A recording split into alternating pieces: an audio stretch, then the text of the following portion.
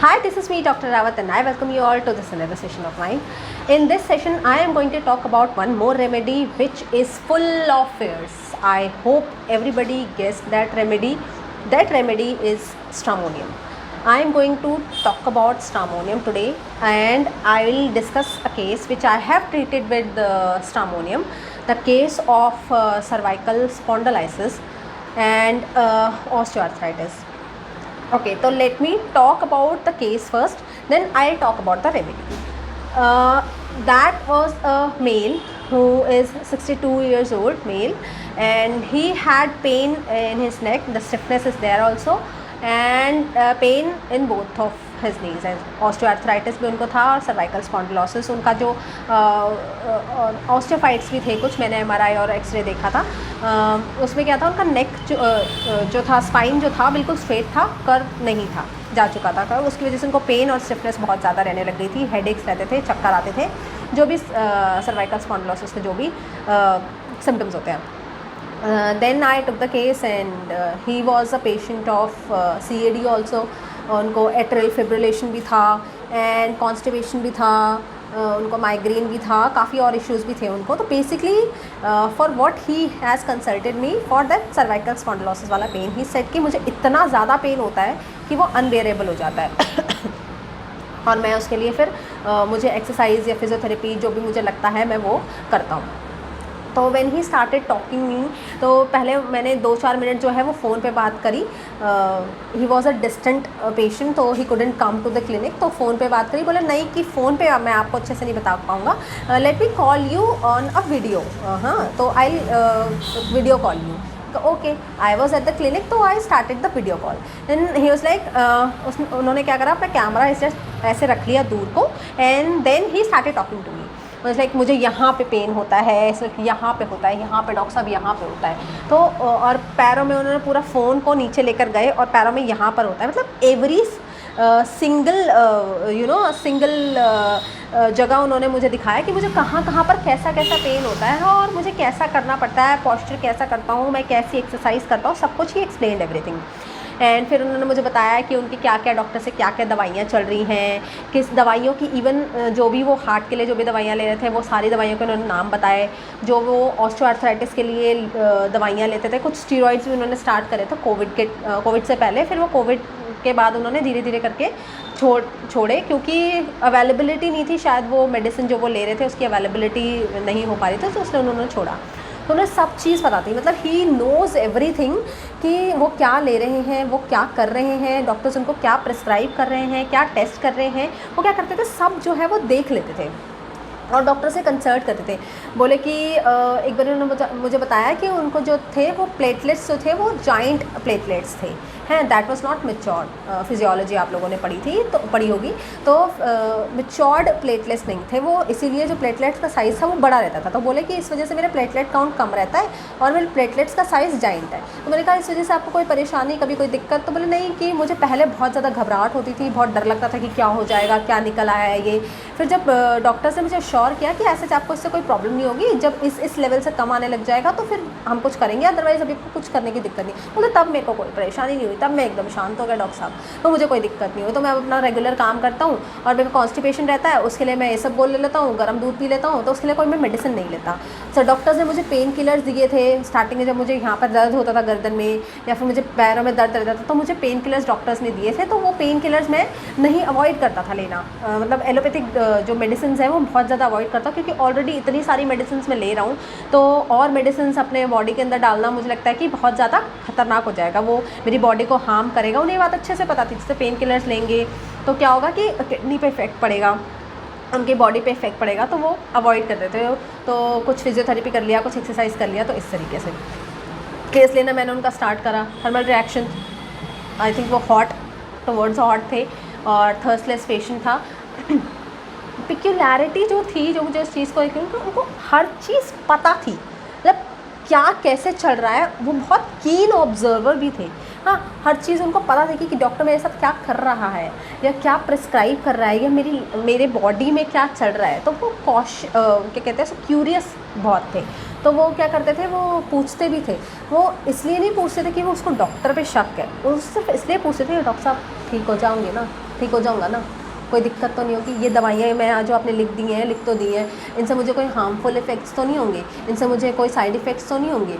फिर भी उनको ये रहता था कि मुझे कोई दिक्कत तो नहीं होगी। तो इसे जो रूब्रिक मैंने लिया, the rubric I have taken that fear of being injured. हाँ, एक ही डर रहता था कि कहीं कोई इंजरी तो नहीं होगी, मतलब कहीं इन मेडिसिन से मुझे कोई साइड इफ़ेक्ट तो नहीं होगा, मुझे कोई नुकसान तो नहीं होगा। बोले, मैंने कहा कि फिर आपको नुकसान तो किस चीज़ का नुकसान कर? बोले, डॉक्टर साहब मरने से मुझे डर नहीं लगता, मुझे मरने से कोई डर नहीं लगता, पर कोई साइड इफ़ेक्ट की वजह से मुझे कोई और बीमारी हो गई तो फिर मैं किसी पे डिपेंडेंट हो गया तो मैं वो डिपेंडेंसी नहीं चाहता, मैं अपने पैरों पे चलना चाहता हूँ। जब तक मैं हूँ मैं अपने पैरों पे चलना चाहता हूँ। और उनके 2 बेटे थे, वो दोनों बेटे ही यूएस में रहते थे। एक उनकी मेंटली रिटार्डेड डॉटर थी जिनको वो अपने साथ रखते थे। तो उसमें मैंने, हाँ, उन्होंने बोला कि मतलब मैंने कहा ठीक हो जाओ, कोई दिक्कत नहीं है, कोई परेशानी वाली बात नहीं है, तो सर्वाइकल स्पॉन्डिलोसिस हो जाता है तो नॉर्मल है। तो बोले, डॉक्टर साहब ठीक हो जाऊँगा ना, कोई दिक्कत तो नहीं होगी ना, आपकी दवाइयों से मुझे कोई साइड इफ़ेक्ट नहीं? मुझे पता है कि होम्योपैथी से कोई साइड इफ़ेक्ट नहीं होता है, लेकिन फिर भी मैं पूछ रहा हूँ, मैं इतनी सारी दवाइयाँ ले रहा हूँ, फिर मैं उसके साथ ये दवाइयाँ ले सकता हूँ ना, मेरे को कोई दिक्कत तो नहीं होगी ना, मेरे को आपकी दवाई से कोई प्रॉब्लम तो नहीं होता? तो मैंने उनको एक बार ही बस बोला, and he was literally like ऐसे फ़ोन के एकदम सामने। अगर वो मेरे सामने, अगर मेरी क्लिनिक पे मेरे सामने होता तो मुझे लगता है वो मेरे बिल्कुल चिपक के बिल्कुल पास आके बैठते, क्योंकि स्ट्रामोनियम के पेशेंट को ना हमेशा एक रीअश्योरेंस चाहिए होता है कि वो सही कर रहा है या नहीं, वो सही चल रहा है या नहीं, डॉक्टर उसको सही दवाई दे रहा है या नहीं। हाँ, तो वो एकदम पास आके बैठेगा। He head desire to be head, carried desire to be, light desire, cautious होता है। मतलब एक रूब्रिक मैंने शायद पढ़ा था कि delusion that he is walking in a forest. हाँ, तो मैं एक डॉक्टर के साथ प्रैक्टिस करती थी, तो उन्होंने मुझे ये बहुत अच्छे से ये रूब्रिक समझाया था। बोले, फॉरेस्ट में क्या होता है कि अगर आप फॉरेस्ट में जा रहे हो तो कभी भी कोई भी जानवर कहीं से भी आपके ऊपर अटैक कर सकता है, तो उसको हमेशा ये लगता है कि कभी भी कोई भी प्रॉब्लम मतलब मेरे ऊपर आ सकती है, तो वो एकदम डरा हुआ सहमा हुआ रहता है। मतलब स्ट्रामोनियम इज़ द मेडिसिन जो फुल ऑफ फेयर्स है, मतलब सारे फेयर्स में आपको स्ट्रामोनियम मिल जाएगा। तो उसको ये डर रहता है कि कहीं ये वाला जानवर तो नहीं आ गया, कहीं वो वाला जानवर तो नहीं आ गया। तो delusion walking in a forest he is, ठीक है। तो बीमारियों के दौर से भी जब वो गुजरता है तो उसको ऐसा लगता है कि ये दवाई खाने से मुझे कोई और बीमारी तो नहीं हो जाएगी, ये मेडिसिन अगर मैं लूँगा तो कोई और साइड इफ़ेक्ट तो नहीं हो जाएगा। मैं फिर मेडिसिन के लिए, वो ये बोलता था कि मैं मेडिसिन के लिए फिर दवाई ही लेता चला जाऊँगा, मुझे कभी कोई बीमारी हो जाएगी, कभी कोई बीमारी हो जाएगी, तो मैं मेडिसिन पे डिपेंडेंट नहीं रहना चाहता। और मैं होम्योपैथिक, उसने मुझे ये बोला, होम्योपैथी में सिर्फ इसलिए आना चाहता हूँ, मुझे पता है होम्योपैथी लेट इफ़ेक्ट करेगी, मुझे पता है होम्योपैथी से मुझे इतना रिलीफ नहीं मिलेगा, लेकिन मुझे ये भी पता है कि होम्योपैथी से मुझे कोई साइड इफ़ेक्ट नहीं होगा।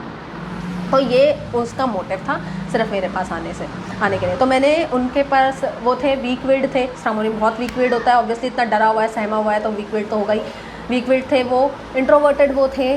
और मैंने जो रूब्रिक लिए थे वो लिए थे मैंने careful, fear of injury, fear of injured being injured, light desire, held desire to be held, carried desire to be carried, ये मैंने लिया था। और इसमें ना एक रूब्रिक होता है that desire to be held या desire to be carried by mother. तो what mother for a person is who takes care of that person. मतलब अगर आप लिटरल मीनिंग पे ना जाओ तो mother is, every person is mother for stramonium person, जो उसको मतलब सहारा दे या उसकी केयर करे या उसके बारे में सोचे और उसको सहारा दे, है ना। तो एक डॉक्टर जो होता है वो स्ट्रामोनियम पेशेंट के लिए एक मदर की तरह काम करता है। वो मतलब बिल्कुल आप पर एकदम डिपेंडेंट हो जाएगा स्ट्रामोनियम कि जो हो आप ही हो, और आपने उसको अगर एक बार रीअश्योरेंस दे दिया ना कि हाँ अरे मैं हूँ ना, ठीक हो जाएगा, सब ठीक होगा, मैं कर दूँगी, तो इतने में ही पेशेंट सिर्फ आपका हो जाएगा।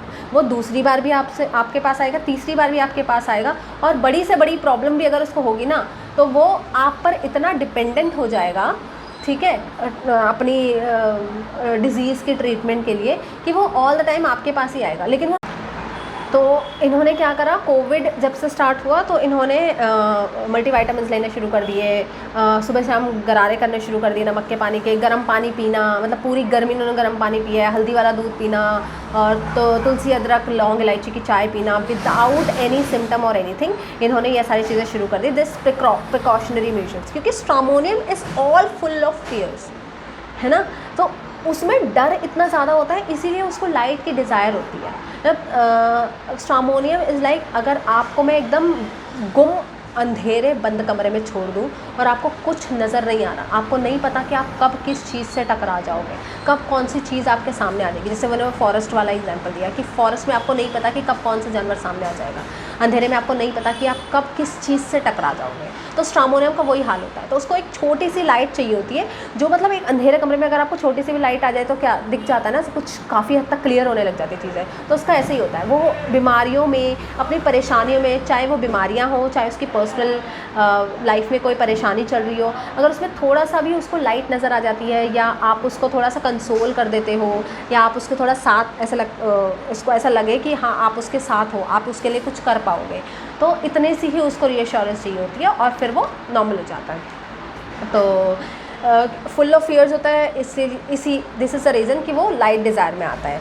फिर carried desire to be carried मैंने बताया है, held desire to be held बताया, carried desire to be carried by mother, जो उसका ख्याल रख सके।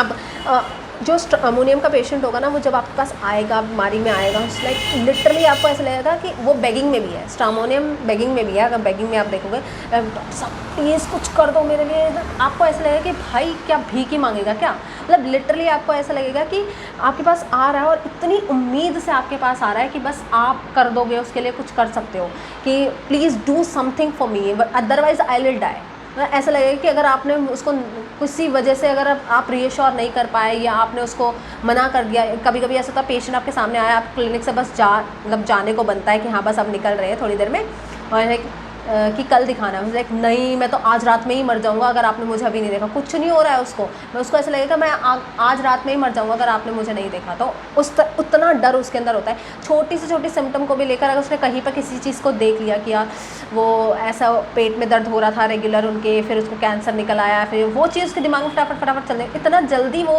मतलब पेट के दर्द से सिर्फ हाइपर एसिडिटी से कैंसर कंडीशन में पहुंच जाएगा अगर उसने कहीं पर भी देखा। तो फुल ऑफ फेयर्स होता है, मतलब आपके सामने से गिड़गिड़ाएगा कि प्लीज़ डॉक्टर साहब मुझे बचा लो, है। सिर्फ डॉक्टर पे डिपेंडेंसी उसकी जो है वो रहती है। क्लिंगिंग बहुत ज़्यादा होता है, क्लिंगी होता है। एक बार आपके पास आ गया तो बार बार, मतलब आपने दवा दिया, ठीक है, बोला कि हफ्ते बाद बताना, 2 दिन बाद फिर कुछ भी चेंज होएगा, कुछ भी, चाहे अच्छा चेंज आए तो बुरा चेंज आए, आपके पास आ जाएगा, बोलेगा डॉक्टर साहब, फिर आपका दिमाग खाएगा, हर 2 दिन में आपका दिमाग खाएगा, फ़ोन पे दिमाग खाएगा, आकर दिमाग खाएगा, है। बहुत क्लिंगी होता है, बहुत ज़्यादा चिपका रहेगा हमेशा आपसे, ठीक है। डिल्यूजन डाइंग ही इज़, हाँ, मतलब ऐसा लगेगा कि आज ही, बोला ना कि उसको लगेगा कि आज ही मर जाऊंगा अगर आपने मुझे नहीं देखा। डिल्यूजन डाइंग ही इज़, उसको ऐसा लगता है कि डॉक्टर है जो मेरी हेल्प कर सकता है, अदरवाइज़ कोई मेरी हेल्प इस वक्त नहीं कर सकता, चाहे वो कोई भी डॉक्टर हो। जैसे कई बार क्या होगा ना, अगर उसको आसपास का कोई क्लिनिक, जो एलोपैथिक क्लिनिक है या हॉस्पिटल है, कुछ मतलब जो सबसे पास होगा, अगर एलोपैथिक क्लिनिक बंद है और आपका ही, उसने कभी होम्योपैथी नहीं लिया होगा, ठीक है, लेकिन फिर भी वो आपके पास आएगा, उसको होम्योपैथी पर ट्रस्ट शायद नहीं भी होगा, लेकिन आप डॉक्टर हो ना, उसके लिए वो आएगा, आपके पास कंसल्ट ज़रूर करेगा, और तब से उसका फेथ जो, अगर आपने उसको ठीक कर दिया तो फेथ उसका आप पर बच जाएगा और स्ट्रामोनियम पेशेंट हो गया आपका। तो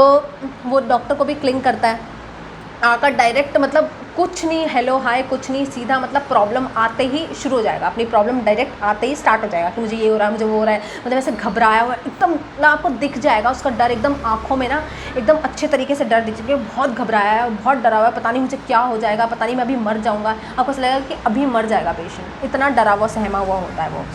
फियर ऑफ न्यू सिचुएशन, ठीक है, जो आज तक कभी नहीं हुआ। बोले डॉक्टर साहब बाहर का तो मैं हमेशा खाता हूँ, लेकिन आज पता नहीं कैसे इतनी ज़्यादा सीने में जलन हो रही है, मैं वहीं का खाना खाता हूँ, हमेशा वहीं का खाता हूँ, लेकिन कभी ऐसा नहीं हुआ। न्यू सिचुएशन का फियर रहेगा, ठीक है, कि कैसे, ये क्या हो गया, तो डर बन जाएगा उसके अंदर दिमाग में कि ये अब पता नहीं क्या, फिर वो कैलकुलेट करते करते वहाँ पहुँच जाएगा कि कहीं मतलब मेरे को हार्ट बर्न हो रहा है, मैंने सुना है कि जब हार्ट अटैक आता है तो भी ऐसे एसिडिटी वाले सिम्टम्स आते हैं, कहीं डॉक्टर साहब आप एक बार मुझे बीपी चेक कर लो, आप देखना मैं कहीं मतलब मुझे हार्ट अटैक तो नहीं आ जाएगा, कहीं सच में मेरे को एमआई तो नहीं हो रहा है, या मेरे को ऐसे प्रॉब्लम है मुझे पता ना चल पा रहा हो और इस तरीके से सिम्टम्स आ रहे हो, तो ये सब बोलेगा। फिर आप जैसे ही उसका मतलब बीपी चेक करो, बोला बढ़िया एकदम कुछ नहीं है, बीपी ठीक है आपका, कोई दिक्कत नहीं है, एसिडिटी हो, अरे ठीक है, फिर ठीक है, फिर इतना वो ऐसा होगा, हाँ बच गया मैं, लिटरली ही इज़ लाइक, इतना ही साई लाइक दैट कि हाँ अब मैं बच गया, अब मुझे कुछ नहीं है, मैं ठीक हूँ, बल मैं तो बोला ही था, सबको बोला था मैंने, तो कुछ नहीं हुआ मुझे, हाँ ठीक हूँ डॉक्टर साहब, आपने बोल दिया ना, बस आपका बहुत बहुत धन्यवाद, ऐसे करके आपको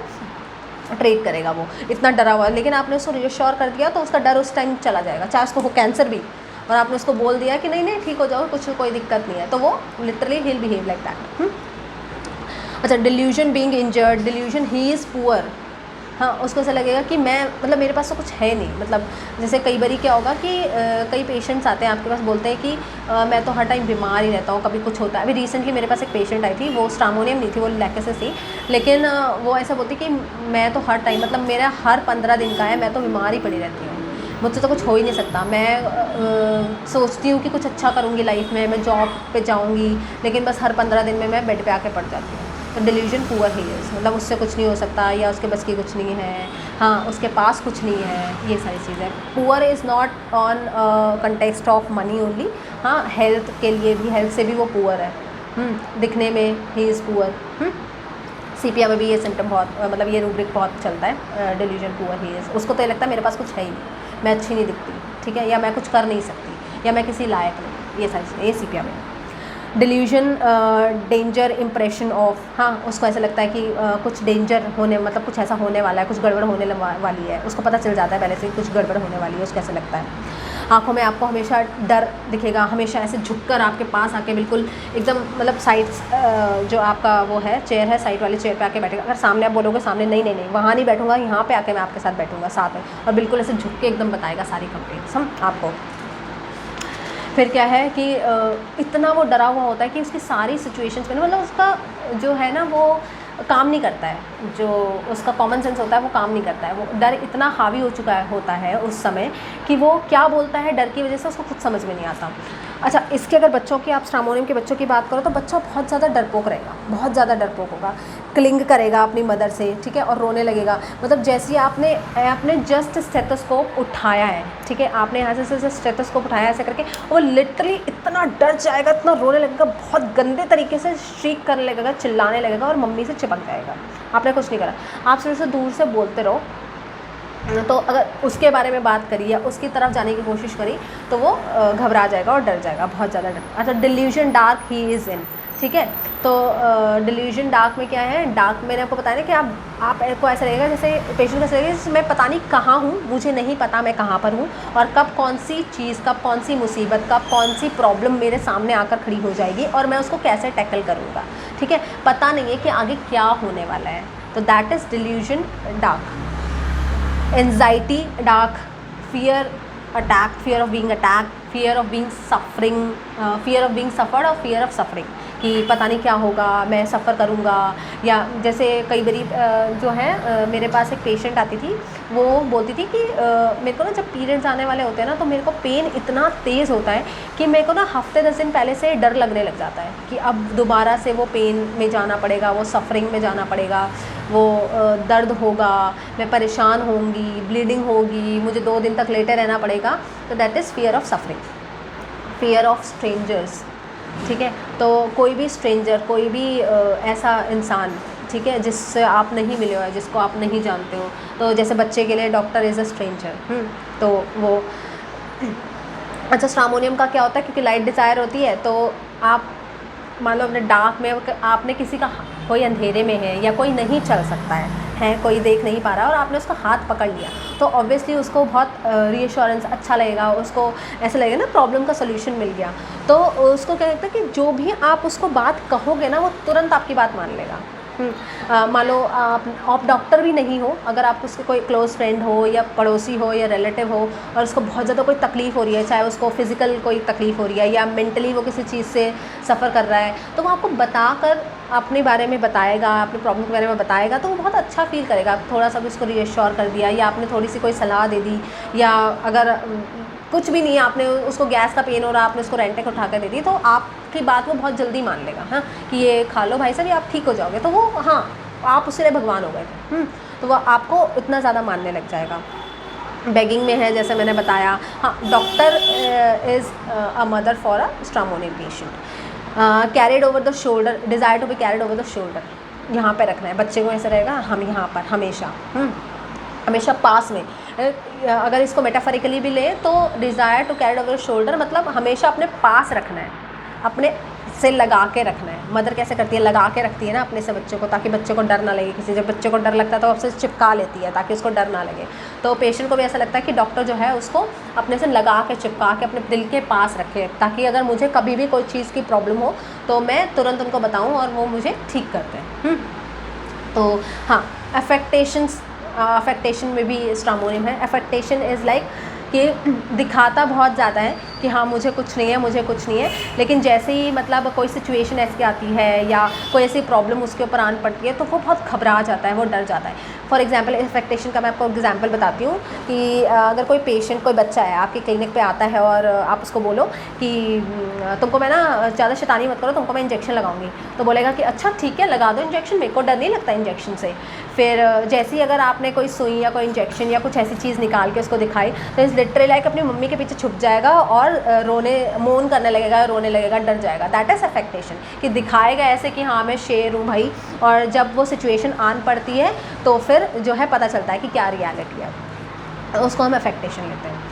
हाँ, हाइडिंग हिमसेल्फ में भी स्ट्रामोनियम है, ठीक है, अपने आप को छुपाएगा। हाँ, बच्चा जो है उसको आप मेटाफोरिकली भी ले सकते हो और लिटरल मीनिंग पे भी जा सकते हो, हाइडिंग हिमसेल्फ। फीलिंग टेरिफाइड, वो सब डर में ही आता है। ये ना जब डरा हुआ होता है तो क्या करेगा कि अपने दिमाग का इस्तेमाल करना भूल जाता है बिल्कुल, जो उस समय इसको जो सही लगता है।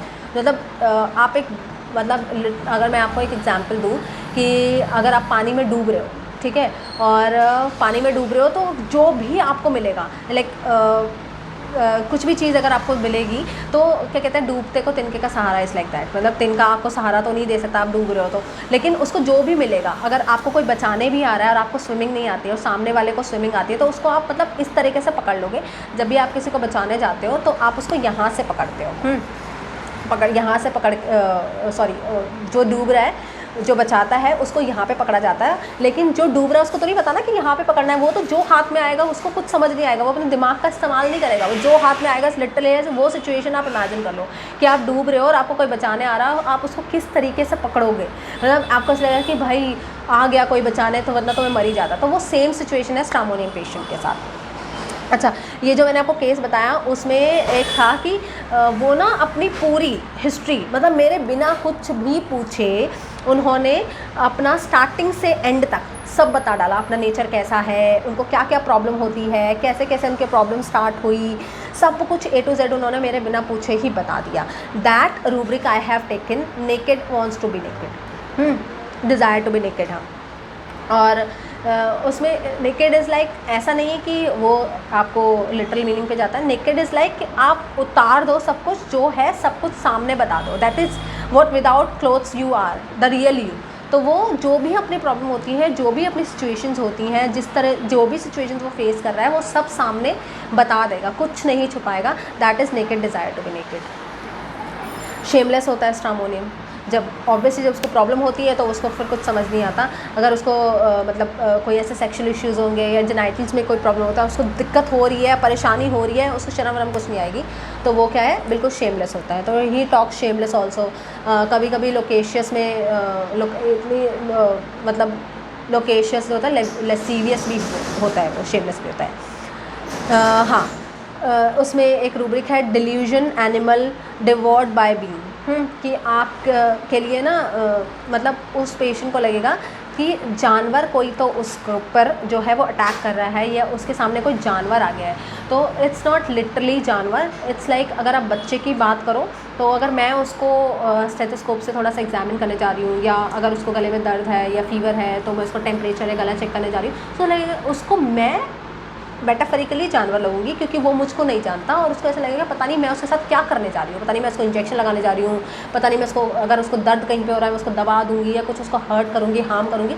जानवर का आपको नहीं पता हाउ इट विल रिएक्ट। तो उसको जो स्ट्रामोनियम का बच्चा होता है उसको नहीं पता होता कि डॉक्टर क्या करने वाला है उसके साथ, ठीक है। स्ट्रामोनियम के पेशेंट को ऐसा लगता है कि पता नहीं क्या करेंगे। जैसे आप कोई प्रोसीजर भी करने जा रहे हो, अब हम तो कोई प्रोसीजर नहीं करते, लेकिन एलोपैथिक डॉक्टर जो सर्जन्स होते हैं, जो प्रोसीजर्स करने वाले होते हैं, उनको तो पता नहीं क्या करने वाले हैं मेरे साथ, ये करेंगे क्या मेरे साथ, तो उसको ये डर रहता है। हाँ, तो उसमें हम लेते हैं animal devoured by being. Timidity alternate with indifference, ठीक है, कभी बहुत शर्म आएगा, कभी उसको कुछ नहीं फ़र्क पड़ेगा। श्रीकिंग, जैसे मैं श्रीकिंग में भी है स्ट्रामोनियम, उसको डर लगता है जब तो वो बहुत ज़्यादा चिल्लाता है। डेल्यूजन पुअर ही इस बता दिया मैंने।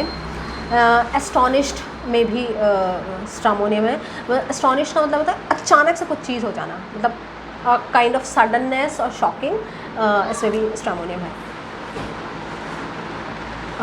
वैसे स्ट्रामोनियम अगर उसको कुछ नहीं है, कोई प्रॉब्लम नहीं है, कोई दिक्कत नहीं है, फिज़िकली ये फिट है, तो ये मस्त रहेगा। इसको किसी बात से कोई लेना देना नहीं है, किसी बात पर ज़्यादा ध्यान नहीं ये देगा। ये लाइट होता है बहुत ज़्यादा ना, लाइट स्ट्रामोनियम बहुत ज़्यादा लाइट होता है, बहुत डीप नहीं जाता। जैसा आपका ऑरामेड बहुत डीप रेमेडी है, कार्सिनोसिन काफ़ी डीप रेमेडी है, आपका सीपिया डीप रेमेडी है, स्टेफिस एग्रिया भी डीप ही रेमेडी है, वो भी डीप है। लेकिन स्ट्रामोनियम बिल्कुल एकदम लाइट है, मतलब इतना ना वो फ़र्क नहीं पड़ता उसको, थोड़ा फ्रिवलस टाइप का है। अगर वो ठीक है तो वो फ्रिवलस है, अगर वो बिल्कुल मस्त रहने वालों में से है। लेकिन जब उसको होगी परेशानी, जब वो होगा बीमार, तो वो बहुत ज़्यादा डरा हुआ होगा, सहमा हुआ होगा बहुत ज़्यादा, ठीक है। सुपरफिशियल होता है, अदरवाइज़ बहुत ज़्यादा इम्प्रेशन बहुत जल्दी कैरी करता है, इम्प्रेशनेबल भी होता है। आपको उसको कोई चीज़ अच्छी लगी, कोई चीज़ अच्छी दिखी, तो वो इम्प्रेशंस बहुत जल्दी उसके लिए लेता है।